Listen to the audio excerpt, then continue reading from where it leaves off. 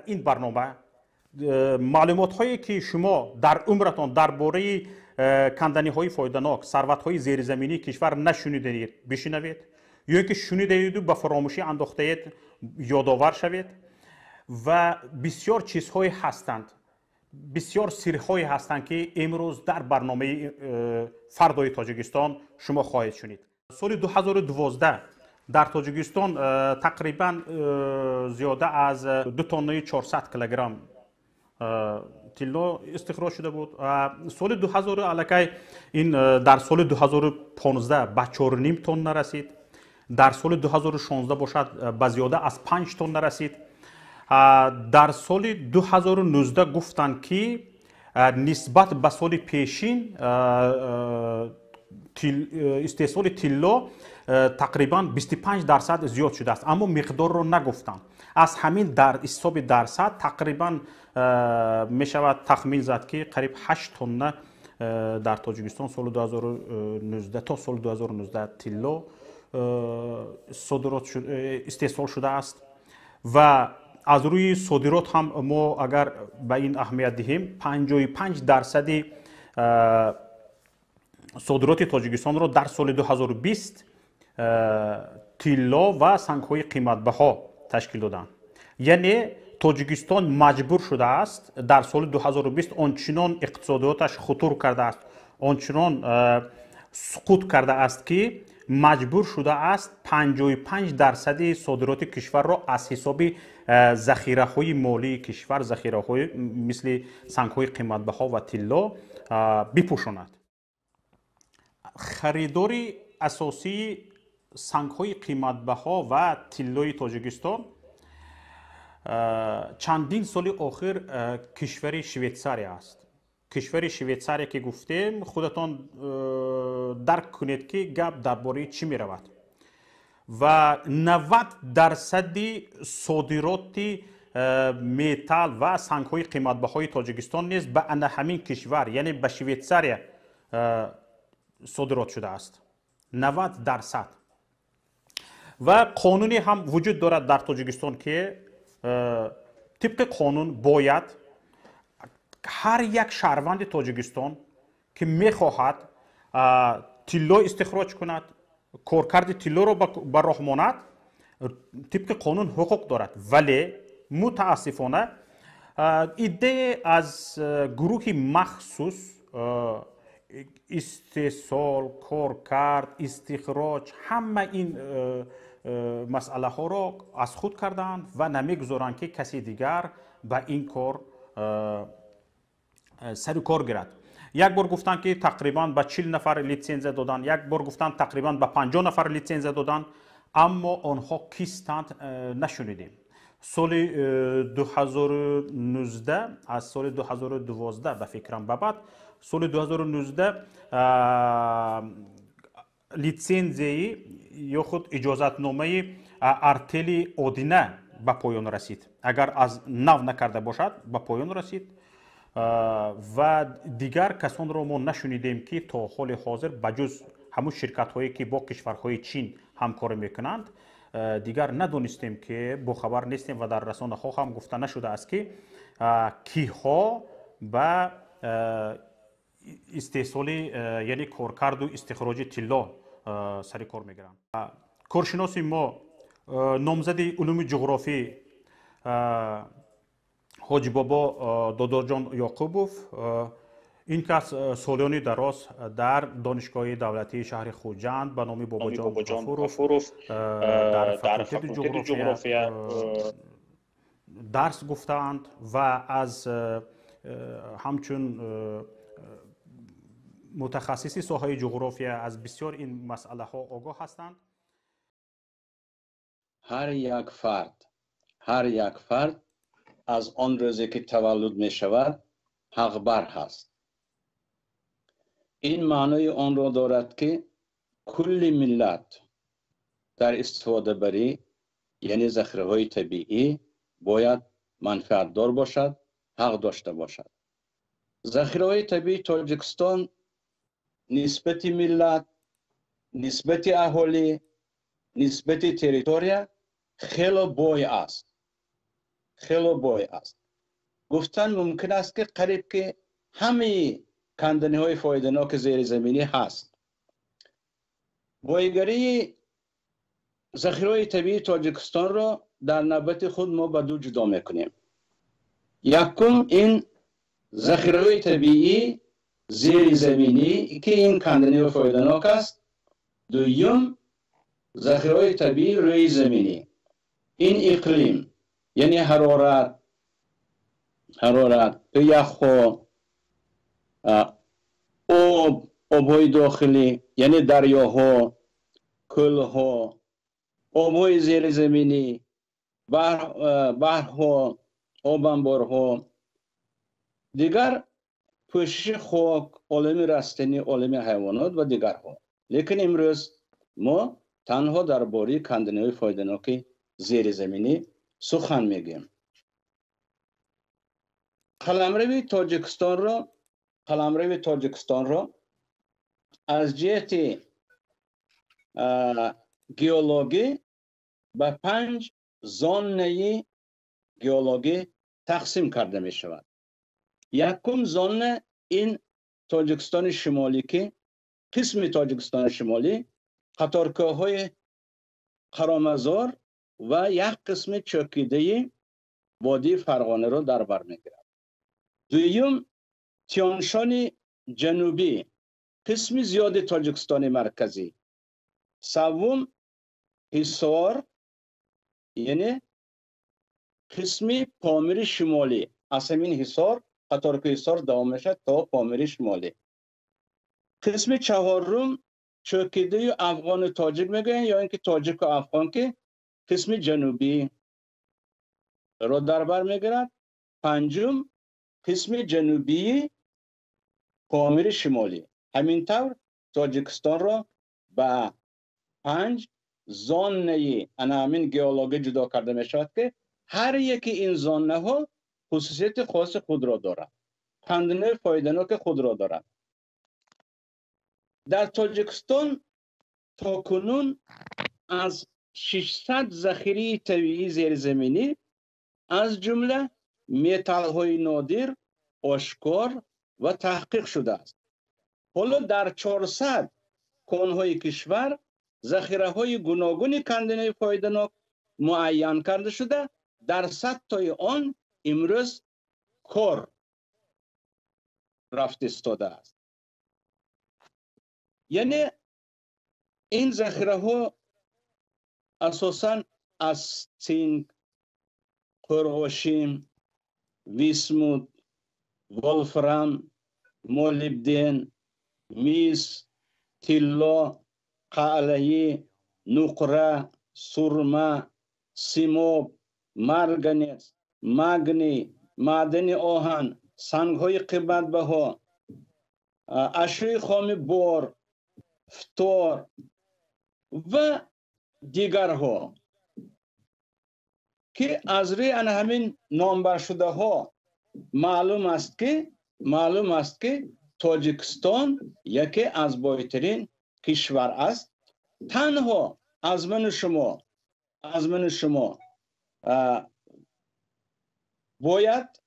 باید چیکار کرد؟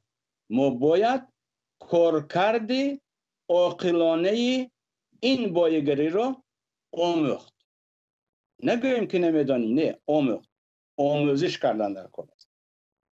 اکنون امروز که در موضوع شوکت جان گفتند که طلا و دیگر سنگ‌های قیمت‌بها، ما درباره طلا استفاده می‌گذاریم. اساساً طلا گفتن ممکن است که هم در تاجیکستان شمالی، هم در تاجیکستان مرکزی و هم در پامیر و هم در جنوبی کوههای حصار واقع است که قریب طلا در 150 میدان واقع است. این کم نیست برادرها، این خیلی زیاد است. من در کوه قرامزار با نام شرکت اپریلوف که میگویند که در اینجا شرکت مشترک یعنی تاجیک و کانادا کار میکنن. در وقت همین استحصال این یا آن کاندنر فایده‌ناک نه تنها همون نامبر میکنه، بلکه دیگر نمودی کاندنر فایده‌ناک هم یک جایه وا میخورن. من مثال در ترکیب سرما و سیماب جیجی کرود تاجیکستان مرکزی ناحیه عینی آهن ویسموت هست. یا اینکه در قرامزار یعنی در معدن آهن تیلو هم هست. دیگر نقطه تیلا به هر یکایی که من شما معلوم است که کارخانه مشترک تاجیک و خطای زرافشان که این در ناحیه پنجکن جایگیر شده است، یکی از بزرگترین کان به شمار می رود و استحصال آن هم خیلی زیاد است. 70% تیلای تاجیکستان را همین شرکت مشترک یعنی خطای و تاجیک. دیگر شرکت از روی مطبوعات به شما معلوم، چون که ماه‌های آخر سالهای آخر گفته شد درباره کان دوابه شرقی کمرگ بالایی که این شرکت تیوی ای خطای در اینجا کار میکند. یا اینکه کان تیلای قطارک حصار جنوبی یعنی پاکرود در پامیر در منطقه درواز جایگیر شده است. خیلی که شوکت جان گفته گذاشتن در طرف درواز، در طرف خوالینگ کار کردی یعنی اندویدلی شخصی که در اینجا ارتلی آدینه گفته گذاشتن. ارتلی آدینه وقتش سراکشن مدتش با آخر است، ولی در اینجا باز یک کارخانه مشترک درواز تشکیل شده است که این هم با کارکرد شستشوی تیلا مشغول است. دیگر یکی از سنگ‌های معدن‌های قیمت‌بها که با ما معلوم است این نقره. از جهت ذخیره نقره تاجیکستان در آسیای مرکزی در جای یکم است، یعنی از جهت ذخیره بالاترین. معدن نقره با یک جایگی قرغاشیم و دیگر معدن ها سینگ و میخورند. یعنی همین معدن نقره در تاجیکستان شمالی در آلتین تاپکن، حاضر نامش زرنسار، این ازبکی آلتین تاپکن خیلی که محلش ملت که در آنجا ازبک زبان هست آلتین تاپکن میگن. در کان منصور شرقی، ادرسمون، همین خیلی جاها هست. لیکن یکی از معلوم و من شما معلوم که در مطبوعات خیلی پنج شده بود، این کان نقره یک جلغه که این در پامیر شرقی در ناحیه مرغاب جایگیر شده است. اگر نقره را به دیگر به غیر از آسیای مرکزی مقایسه کنیم ذخیرش را، حتی در EDM هم جای اول را میگیرد. دیگر معدن قیمت‌بها این قرغاشیم سینگ هم در قرامزار در کان منصور کلان میگویند، یعنی در زرنسار که ذخیره این زیاده 1 میلیارد تن است. 1 میلیارد تن. دیگر یکی از معدن‌های قیمت این سرما، یعنی از همین جهت در آسیا ما در جای سیوم میستیم، پس از کشور بزرگ خیتای و تایلند. حتی در ایدم هم ما در جای اول میستیم. این اساساً در تاجیکستان مرکزی، در ناحیه عینی باز در حصار هست، ولی سرمه استحصال آن در تاجیکستان تا آخر استحصال کرده نمی شود. کنسنتریت آن را به دیگر جمهوری ها می بردن. در دوره شورا این معدن را به قرقیزستان، یعنی همین از اسفر کمتر دورتر کان حیدرخان هست، همونجا برده استحصال میکرده. یکی از الیمنت های قیمت بها ولفرام که این خیلی ضرور است.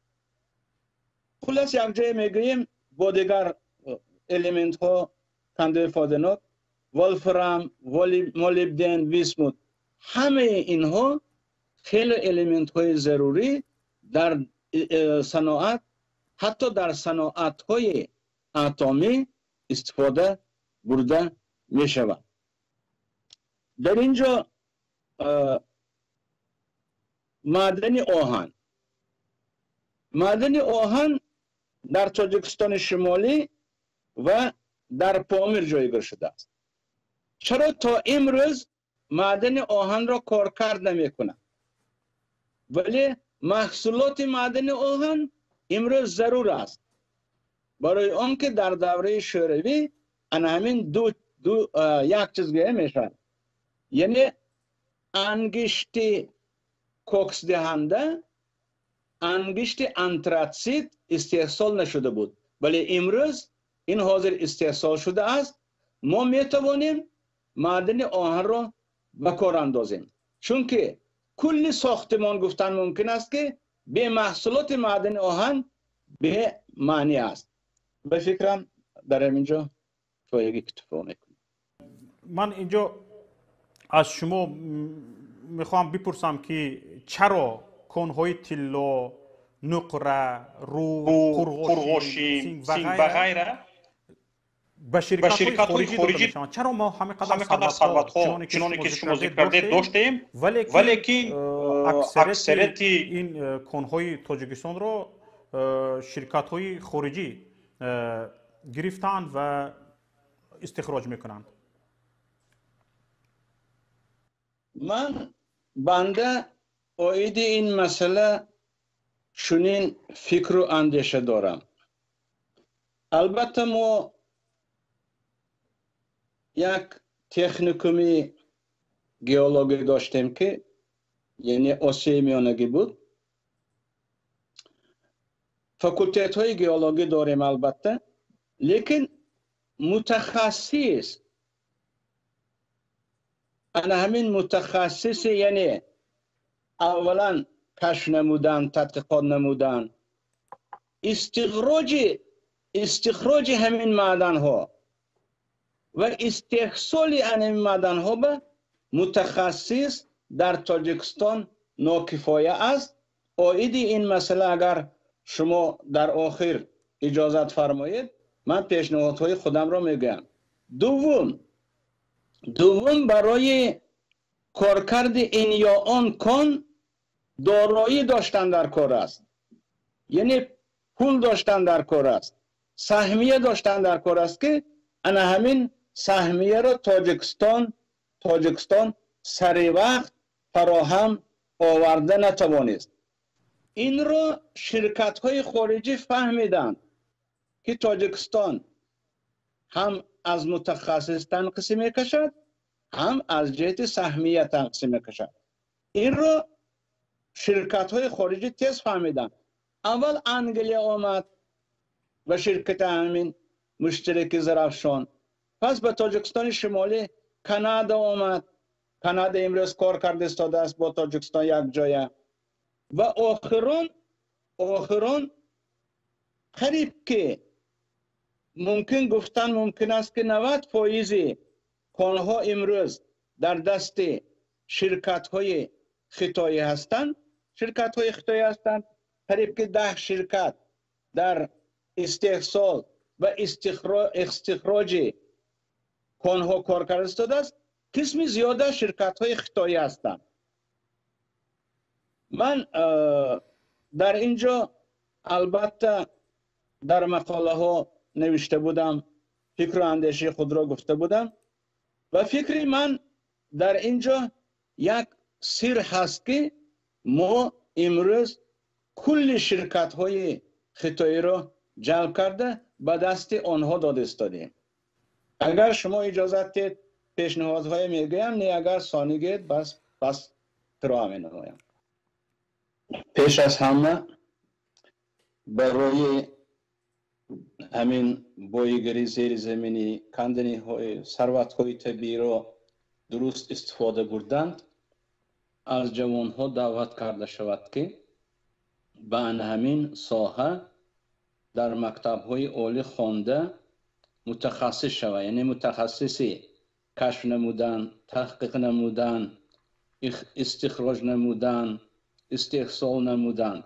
و این البته پیش از همه حکومت جمهوری جوانها را سفربر کند. در اینجا موجوده خان گفتند که متخصص ها بسیار بیکار هست. متخصص ها رو جلب کردن در کار. دیگر بسیار چقدر که شما گفتید مهاجرها در عذاب در روسیه هستند، در اروپا هستند. آنها هم به همین ساحه ها داخل شده، یعنی متخصص شده به تاجیکستان برگردند.